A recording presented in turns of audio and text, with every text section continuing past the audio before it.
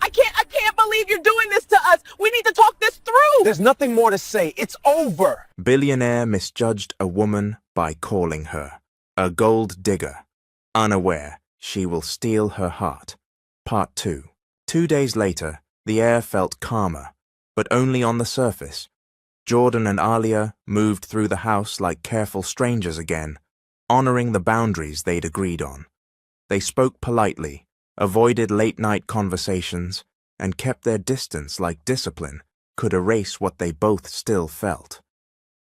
But Alia's heart wasn't quiet.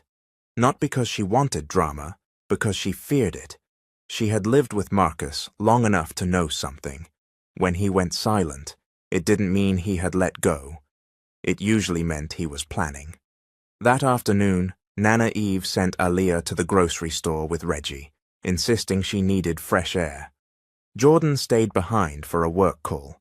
The store was bright and busy, and for a moment Alia almost felt normal, until she noticed a sleek black SUV parked near the entrance like it was waiting. Her stomach tightened, the door opened, and there he was. Marcus King stepped out wearing a crisp suit and a confident smile that didn't match the coldness Alia knew too well. In his hands was a large bouquet of roses and a glossy shopping bag from a high-end store. From a distance, he looked like the perfect husband chasing his wife back. But Alia knew Marcus's performances. He walked toward her, voice smooth. "Alia." Reggie, standing a few steps away, stiffened immediately. He wasn't a fighter, but he had the protective instincts of a man who had seen too much harm done to gentle people. Alia's hands trembled around the grocery list. "How did you find me?" Marcus's smile widened as if the question was cute. "I'm your husband. It's my job to know where you are." He lifted the flowers. "I came to bring you home." Alia stared at the roses like they were a trap. "Home?" she repeated softly. "You mean the place you told me I could never return to?" Marcus exhaled dramatically, slipping into the role of a remorseful man. "I was angry," he said, lowering his voice so nearby shoppers wouldn't hear. "I was humiliated. I didn't handle it right." He stepped closer. "But I've been praying." Alia's brows knit together. "Praying?" Marcus nodded, as if he was the victim who had found faith in hardship. "Yes, God dealt with me. I realize now I was wrong to blame you." Reggie scoffed under his breath, but Alia lifted a hand slightly, telling him not to escalate. Marcus held out the shopping bag. "I got you something, and I've already scheduled us an appointment with a different specialist, the best in the state. We'll do it right this time." Alia's throat tightened. For a brief second, her heart, still tender, still longing for peace, tried to believe him. She imagined what it would feel like to have her marriage restored, to have the shame erased, to hear Marcus say, "I'm sorry," and mean it. But then memory slapped her. The roadside, the ring snatched off her finger, the words, "Don't ever come back." Alia didn't reach for the bag. "Marcus," she said carefully, "an apology doesn't erase what you did." Marcus's smile stayed, but something behind it tightened. "I know," he said quickly. "That's why I'm here. I'm trying." He lowered his voice again. "And I heard you're staying with another man." Alia's eyes sharpened. "Who told you that?" Marcus's jaw flexed, but he forced the smile back on. "People talk, but I'm not here to accuse you." He took her hand gently, too gently, like he was trying to rewrite history. "I'm here to remind you who you belong with." Alia pulled her hand back slowly. "I don't belong to anyone." Marcus chuckled, as if she was being dramatic. "Alia, don't do this. Don't throw away a marriage because of one bad day." "One bad day?" Alia repeated, stunned. "Marcus, you punished me for 5 years." Marcus's eyes flashed, but he recovered fast. "And I'm done with that," he promised. "Come home, let's fix this. Let's start over." Alia looked at the roses again. They were beautiful, perfect petals, expensive wrapping, the kind of gift that impressed people watching. And that was the point. Marcus didn't just want Aaliyah back, he wanted control back. Reggie stepped closer, voice calm but firm. "Sir, she said she's not ready."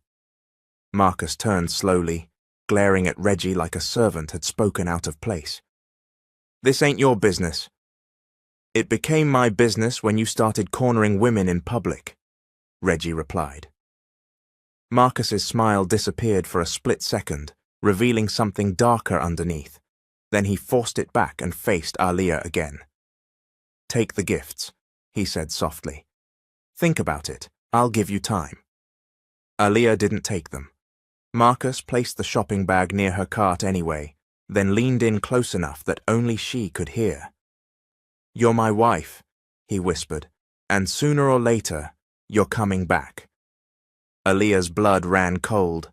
Marcus stepped away, smile returning for the audience, and walked back to his SUV like a man who believed the ending was already written.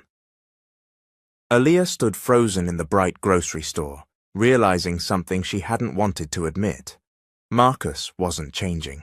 He was adjusting his strategy, and whatever came next would reveal his true colors even more clearly. That evening, the roses sat untouched on the kitchen counter, still wrapped in glossy paper like a pretty lie. Aaliyah stood over them for a long moment, her mind torn in two directions. One side of her remembered vows, family expectations, and the voice in her head that whispered, "Maybe this is your second chance."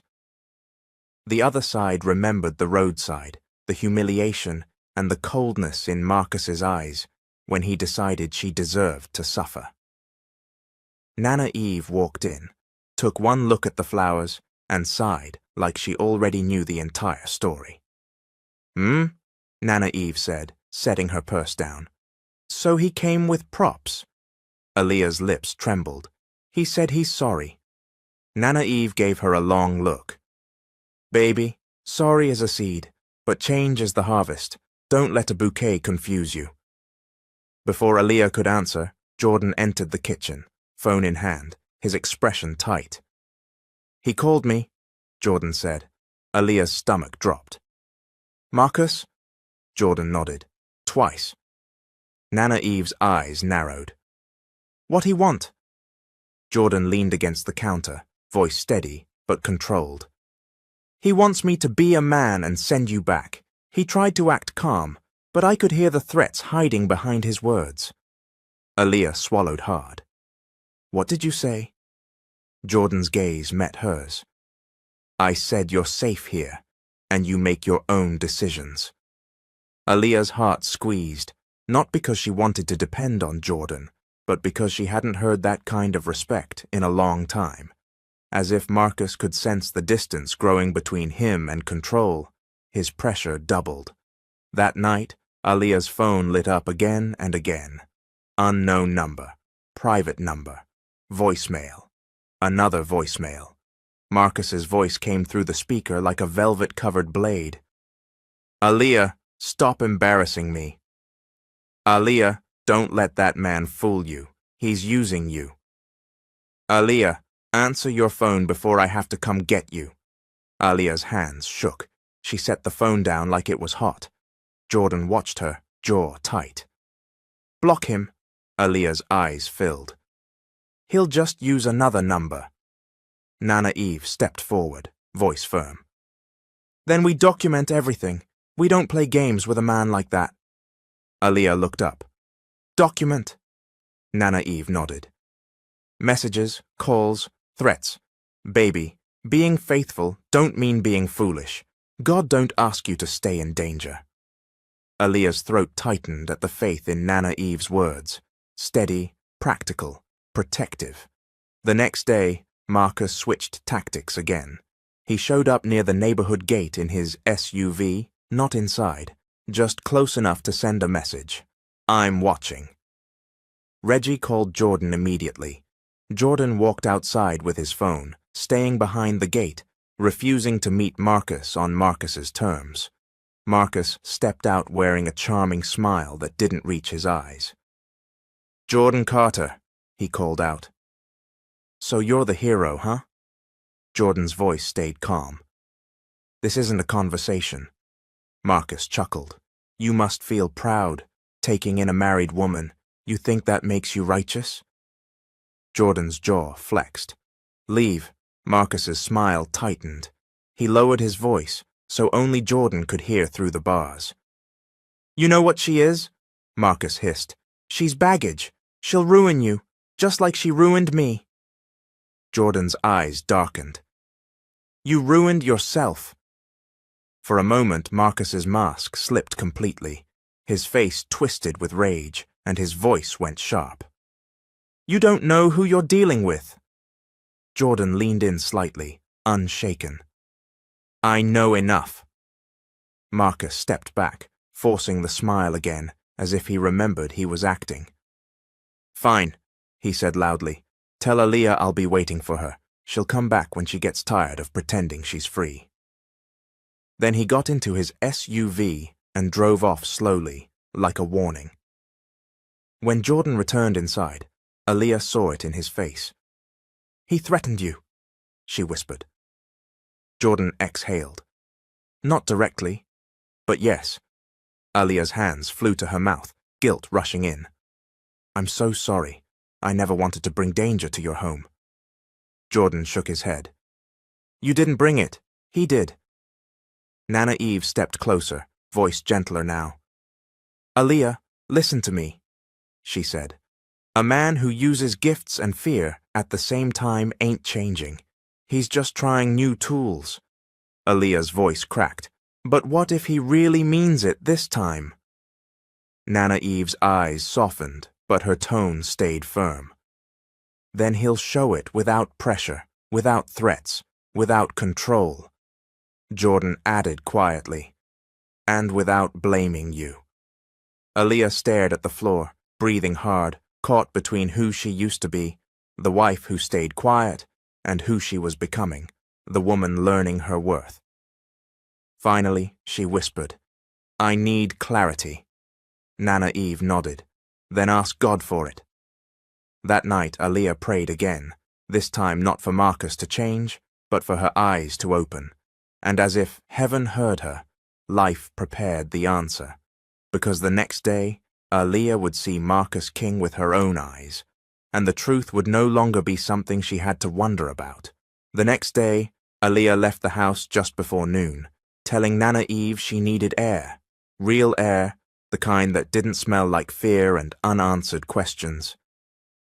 Nana Eve didn't argue. She simply pressed a small bottle of water into Aaliyah's hand and said, Walk with your head up, baby. God don't speak through confusion. He speaks through truth. Jordan offered to drive her, but Aaliyah shook her head gently. I just need to think, she said, by myself. Jordan didn't push. He only nodded and said, Call me if anything feels off. Aaliyah ended up at a public park not too far from the neighborhood. Wide open grass, bright sunlight, families pushing strollers, kids laughing near a playground. The openness felt comforting. It reminded her that the world was bigger than her marriage, bigger than Marcus's anger, bigger than the shame he tried to hand her.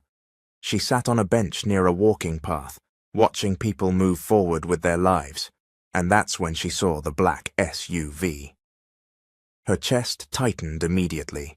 At first, she told herself she was imagining it, that it couldn't be Marcus, that it was just another similar car. But then the driver door opened, and out stepped Marcus King, dressed casually now in a fitted polo and sunglasses, trying to look relaxed, like a man enjoying a day out. Aaliyah's body went cold.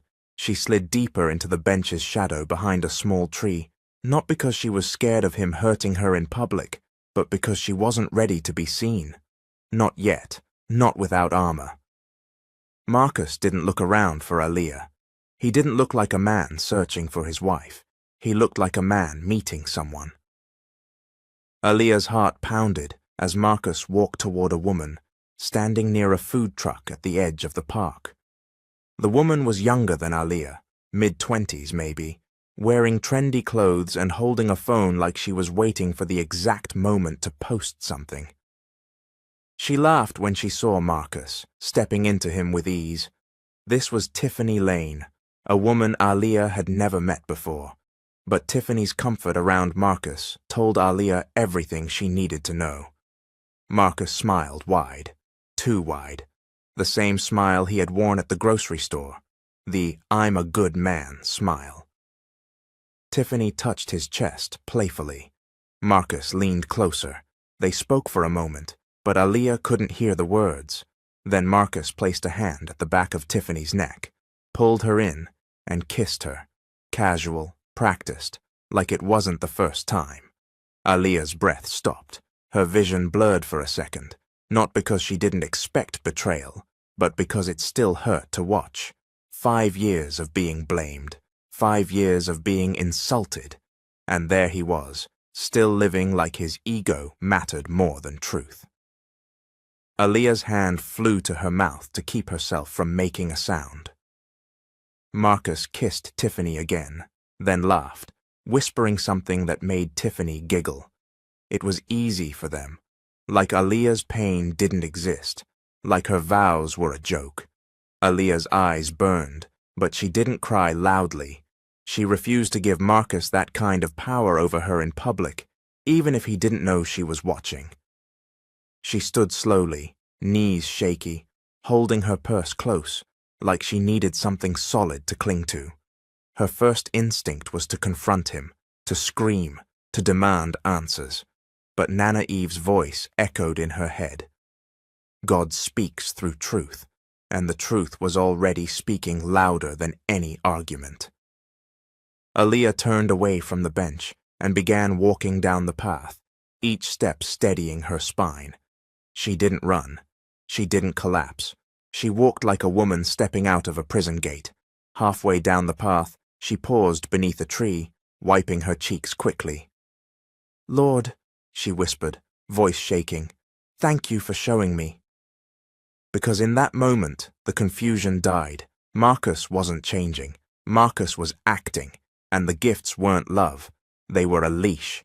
Aaliyah pulled out her phone, hands trembling, and typed a short message to Marcus.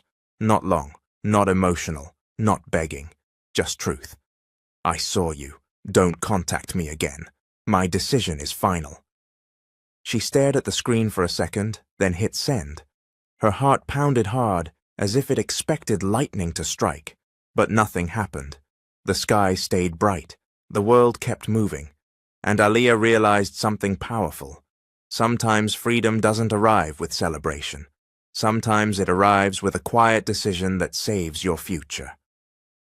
She left the park and walked toward the road, ready to go back, not as Marcus's wife begging for respect, but as a woman choosing her dignity. And while Aaliyah was finally stepping away from Marcus emotionally, Marcus was walking straight towards something else, something he couldn't charm his way out of, because the same man who played with vows and feelings had also been playing with money, and soon the truth about his hidden life would start closing in. That same evening, after Aaliyah returned to Jordan's house, she didn't explain everything right away. She didn't need to. Her face carried a new kind of quiet, less confused, more resolved. Nana Eve took one look at her and nodded slowly. "You saw what you needed to see," she said. Aaliyah swallowed and whispered, "Yes." Jordan didn't press her for details. He only said, "Whatever you decided, I'll respect it." Aaliyah nodded, but her hand still trembled slightly as she held her cup of tea. "I told him not to contact me again." Nana Eve's voice was low and serious. "Good, but a man like Marcus don't like losing. He likes revenge." Jordan's jaw tightened. "Then we stay prepared." They didn't know just how true Nana Eve's warning was, because while Aaliyah was finally stepping out of Marcus's emotional trap, Marcus was already caught in a bigger one. 2 days later, downtown, Marcus King sat in a glass-walled office suite with city views and expensive furniture that screamed success. He wore confidence like armor, but the sweat at his hairline betrayed him. Across from him sat a man with calm eyes and a plain suit, holding a file folder that looked far too thick to be harmless. This was Detective Calvin Brooks, a financial crimes investigator known for being patient, polite, and impossible to fool. He wasn't the kind of detective who kicked doors down. He was the kind who smiled while you talked yourself into handcuffs. Detective Brooks opened the folder slowly. "Mr. King," he said evenly, "thank you for meeting with me. I'll be direct. We're looking into irregularities tied to several shell companies connected to your name." Marcus leaned back, forcing a relaxed chuckle. "Shell companies?" he repeated. "Detective, I run multiple businesses. That doesn't mean anything illegal is happening." Detective Brooks nodded like he'd heard it 1,000 times. "Of course, that's why we're asking questions." He slid a page across the desk. "Can you explain these transfers?" Marcus glanced down. Just 1 second, but it was enough. His eyes flickered. "These are normal business expenses," Marcus said quickly. "Consulting fees, vendor payments." Detective Brooks didn't argue. He simply slid another paper forward.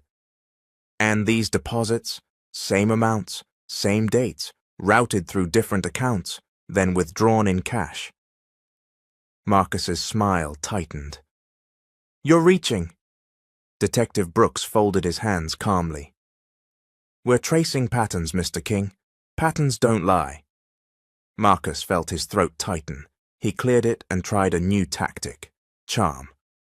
"Detective," he said, leaning forward, "I'm a respected man in this city. I give to charity, I sponsor events, I'm building a legacy." Detective Brooks's tone remained unchanged. "A legacy is built on truth." Marcus's eyes narrowed. "So what is this really about?" he snapped. "Who put you on me?" Detective Brooks looked him in the eye. "The numbers did." Marcus stood abruptly. "This is harassment."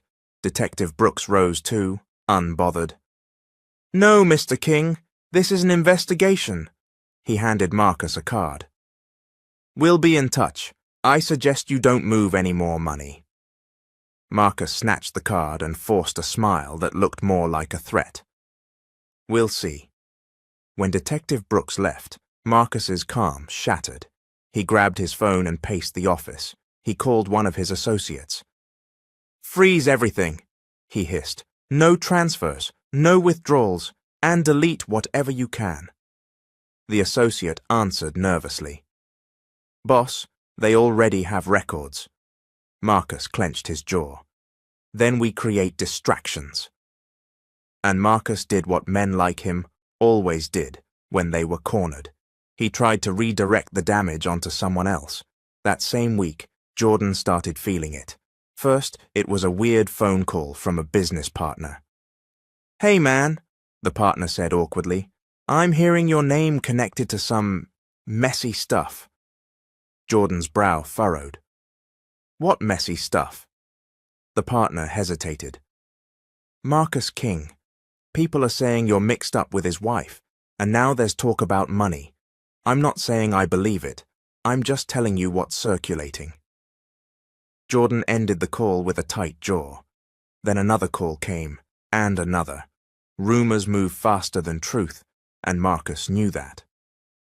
Jordan sat in his office that night, staring at the city lights outside his window, anger rising in his chest, not because he cared about gossip, but because Marcus was trying to poison his life the way he poisoned Alia's. Nana Eve walked in and set a plate of food down without a word. Then she said softly, "Baby, a man drowning will try to grab anybody nearby." Jordan leaned back, breathing hard. "He's trying to drag me into his mess." Nana Eve nodded. "Because he can't control Alia anymore, so he's reaching for the next thing he can ruin." Jordan's eyes darkened. "Not happening." He picked up his phone and called Reggie. "Keep the gate locked," he said. "And if Marcus shows up, you call me and the police. No conversations. No warnings, just action. Reggie's voice was steady. Yes, sir. Jordan ended the call and looked down the hallway toward Aaliyah's room. He wasn't just protecting his reputation anymore. He was protecting a woman who had finally chosen her dignity, and he could feel it in the air, like thunder building behind a clear sky. Marcus King wasn't just losing control, he was losing everything, and soon, the law would make it official. 1 week later, the rumors stopped being whispers and turned into sirens. It happened on a bright morning, one of those mornings where the sky looked too calm for anyone's life to fall apart. Aaliyah sat at the kitchen table with Nana Eve, helping fold clean laundry. It was simple work, but it grounded her. Since the park incident, Aaliyah had been moving differently, quietly firm, less afraid to take up space. She still carried pain, but she wasn't carrying confusion anymore. Jordan walked in from his office with his phone pressed to his ear, his face serious. Yes, I understand, he said into the phone. Thank you for letting me know. He ended the call and stared at the screen for a second, like he was reading the end of a chapter that had been building for years. Nana Eve looked up. What is it? Jordan's voice was low. It's Marcus. Aaliyah's hands paused mid-fold. Her heart thumped once, hard. What about him? Jordan exhaled. The police just raided his office. Silence filled the kitchen. Aaliyah's mouth went dry. Even after everything, part of her still couldn't imagine Marcus facing consequences.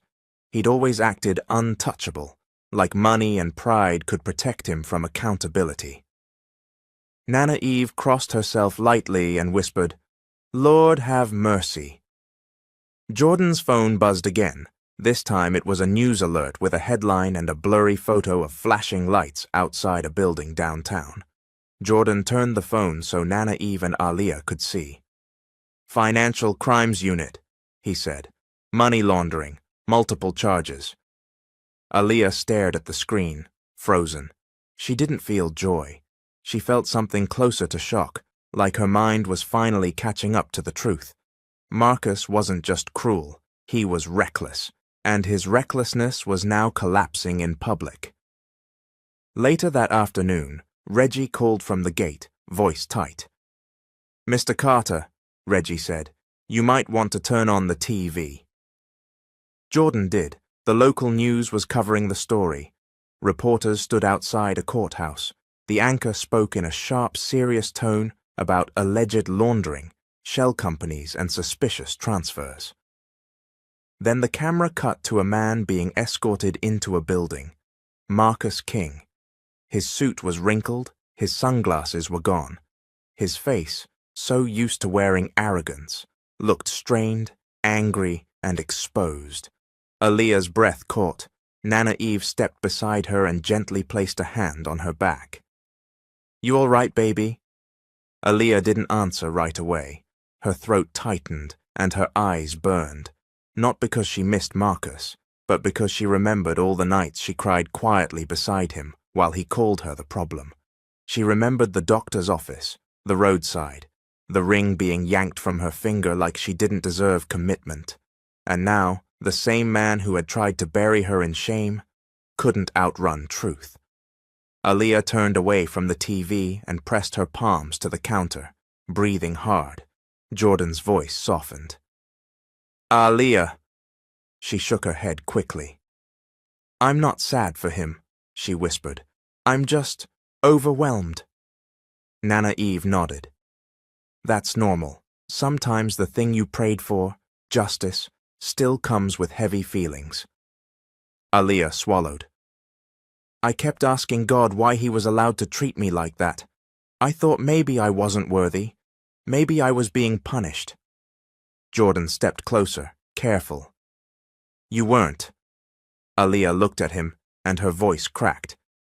He made me feel like I was nothing. Jordan's eyes filled with something like remorse, because he remembered his own cruelty at the gate. He lowered his head. And I added to that, he said quietly. I'm sorry. Again. For the gate. For the way I looked at you like you were a threat instead of a person. Aaliyah stared at him for a moment. Then she said something that surprised even her. Thank you for apologizing the right way, she whispered. Not with gifts, not with pressure, with humility. Jordan nodded once, swallowing hard. I don't want to repeat old patterns, he said. Not mine, not yours. Nana Eve watched them, her eyes soft. See, that's how a man shows change. Not with roses, but with repentance. Jordan looked at Aaliyah. Now that Marcus is facing legal consequences, you have choices, he said gently. Real choices. Aaliyah nodded slowly. I want peace, she said. I want to rebuild. I want to become myself again. Jordan's voice dropped. And when you're ready, I want to be part of that. But I won't rush you. I won't claim you. I'll honor you. Aaliyah's eyes shimmered, and she gave a small, grateful nod. Outside, the sun still shone, and people still drove past the house, like nothing had happened. But inside, something had changed. The villain had been unmasked. Justice had stepped into the room, and for the first time in a long time, Aaliyah King didn't feel like she was fighting alone. She felt like she was finally being led, away from humiliation and toward a future built on truth, because karma had done its work, and now healing could finally begin. 3 months later, life looked different, quietly, steadily, and on purpose. The guest room no longer felt like a temporary shelter, not because Aaliyah planned to stay forever, but because she had finally learned what safety felt like. In those months, she rebuilt her days with intention. Early mornings, prayer, journaling, and long walks that reminded her she could move forward without permission from anyone. She also took real steps. With the help of attorney Renee Jackson, a sharp, compassionate black woman Nana Eve introduced through church, Aaliyah began the legal process of separation. She didn't do it with hatred. She did it with clarity. Marcus's case was still moving through the courts, and his name had become a headline more than a husband. The gifts stopped. The threats stopped. Not because Marcus suddenly became good, but because consequences had finally made him powerless. Aaliyah's phone felt lighter without fear buzzing through it. Jordan changed too. He didn't become a different man overnight, but he became a more honest one.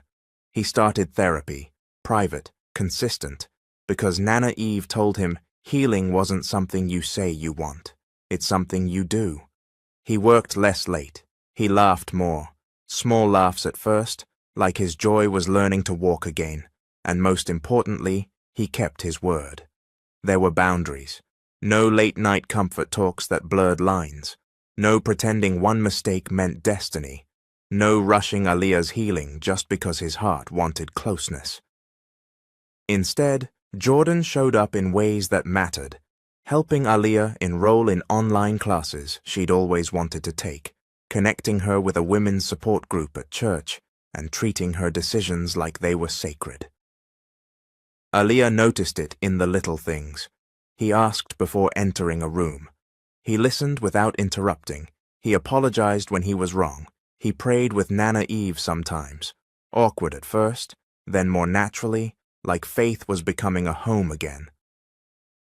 One bright Sunday afternoon, Nana Eve called both of them to the backyard. The sky was clear, the grass freshly cut, and the patio table was set with lemonade and pastries, like it was a celebration, though neither Jordan nor Aaliyah knew what they were celebrating. Nana Eve stood with her hands on her hips, wearing her favorite head wrap like a crown. Sit, she commanded. Jordan sat first, wary. Aaliyah sat beside him, calm but curious. Nana Eve looked between them, eyes sharp and loving. I've been watching, she said, watching how you treat each other, watching how you handle temptation, watching how you handle pain. Jordan cleared his throat. Nana, hush, Nana Eve snapped. Then her voice softened. Aaliyah, baby, you've been through fire. And you didn't come out bitter. That's God. Aaliyah's eyes shimmered. I had help, she whispered. Nana Eve nodded, then she turned to Jordan. And you, she said. You've been learning that love ain't a trap. Love is a responsibility. Jordan's jaw tightened with emotion. Yes, Mom. Nana Eve leaned forward slightly. So now I'm going to ask both of you a simple question. Are you building something clean, or are you just scared to let go of what's comfortable? Aaliyah took a slow breath, then answered first. Clean, she said. I'm building clean. Jordan nodded. Clean, he echoed, with honor. Nana Eve smiled, finally satisfied. Then you can move forward, not fast, but forward. Jordan turned to Aaliyah, his voice low and steady. I won't promise you a perfect life, he said, but I promise you this. I will never use love to control you. I will never shame you, and I will never abandon you. Aaliyah's tears fell quietly. That's all I ever wanted, she whispered. Not gifts, not appearances, just safety and respect. Jordan reached out his hand and held it there, not grabbing, not demanding, just offering. Aaliyah placed her hand in his, and in that small, gentle moment, something holy settled between them, not the rush of fantasy, but the calm of a new beginning. Nana Eve lifted her hands and prayed over them right there in the sunshine, asking God to bless what was built in truth, to protect them from old wounds, and to make their love a testimony. Aaliyah smiled through tears. Jordan's eyes closed as if he finally believed peace could be real. Because the hardest beginnings don't always end in heartbreak. Sometimes they end in destiny. So here's what this story is really trying to teach us. First, don't ever let anyone convince you that pain is love. If someone keeps insulting you, blaming you, embarrassing you, or controlling you, that's not marriage stress. That's emotional abuse. Love doesn't destroy your confidence. Love protects it. And let's talk about the baby situation too, because a lot of people don't understand this. Infertility is not automatically the woman's fault. That's why both partners must get tested. Blame doesn't fix anything. It only adds shame to a problem that needs teamwork and care. Also, notice how Marcus tried to return with gifts and sweet words. That's another lesson. Gifts are not proof of change. Anybody can buy roses. Anybody can act sorry for 2 days. But real change shows up in character, consistency, accountability, and respect when nobody is watching. And if you're someone who's been hurt before like Jordan, this is for you too. Don't punish a good person because of what a bad person did to you. Healing matters. If you don't heal, you'll start bleeding on people who didn't cut you. Finally, always remember this. Truth never stays buried forever. Whether it's a cheating heart or dirty money, what's hidden eventually comes to light. That's why it's better to live with integrity than to live with pride. At the end of the day, the real win wasn't Marcus getting arrested. The real win was Aaliyah realizing her worth, and Jordan learning how to love with honor. Because when people choose faith, patience, and perseverance, even the hardest beginnings can still lead to a beautiful destiny. Thank you for listening all the way to the end. This is Mr. Hope, and I'll see you in another story.